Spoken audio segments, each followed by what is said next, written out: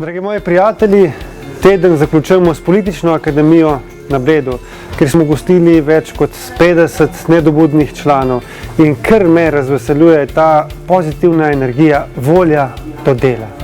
Gremo naprej, zdaj je čas.